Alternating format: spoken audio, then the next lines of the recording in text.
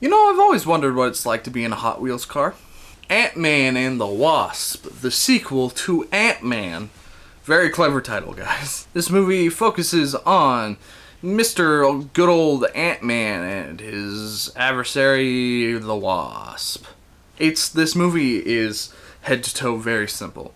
It's probably one of Marvel's most basic films, I want to say.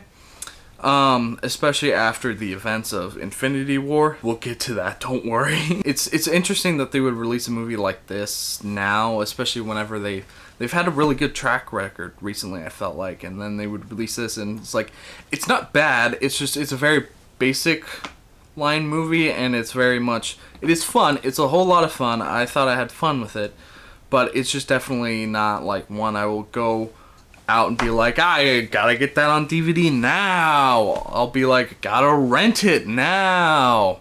Not even now. Gotta rent it in a year. But besides that, I think one of the good things about this movie, I think, is all the chemistry between everybody. I think is incredible. Especially between Ant-Man and Wasp and Hank Pym. I think their trifecta is, I think, really, really cool.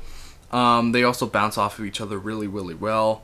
I think one of the aspects about this movie that I liked, that nobody really talked about, was the villain, Ghost. I think Ghost was actually a very compelling villain, because at first I was like, oh, she just wants, to steal the suit and make her own. Oh no, first villain. But then we figure out, oh no, she's dying. And then she actually has reasons for doing what she does. And it's not because she's just a total bad person. It's because she's literally dying and she doesn't want to die. And I think that's honestly really compelling. I wish the movie really kind of hammered in on that aspect of that character. But then again, the movie is called Ant-Man and the Wasp. But other than that, I think one of the good aspects about this movie is the action scenes. The action scenes, I think, are still really, really fun and entertaining. They definitely take way advantage of the shrinking and growing powers, which I expected, and I really enjoyed what they did.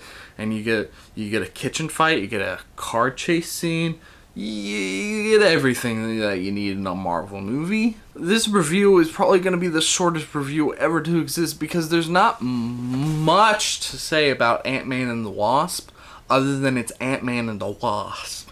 It's kind of, again, it's just a basic middle ground that you got to get for some reason that you release after Infinity War. It would make more sense if you released this and then Infinity War, so you kind of have that weird duality of, hey, it's a fun movie, and then you get Infinity War, and it's like, oh no! But that's kind of just a me thing, I feel like. I feel like they made this movie, and they're like, oh no, where do we put it? And let's just put it right there. But it's not that bad. It's just middle of the road. In the end, I'd give it maybe 3 out of 5 stars. Maybe. I don't know. I don't know anymore. Why am I doing this? What's the point of life? Why are you guys watching me? Why you think you're some tough guy watching me? You think you're a tough guy, huh? You think you're a tough guy, huh? You think you're a tough guy, huh? And remember, stay classy.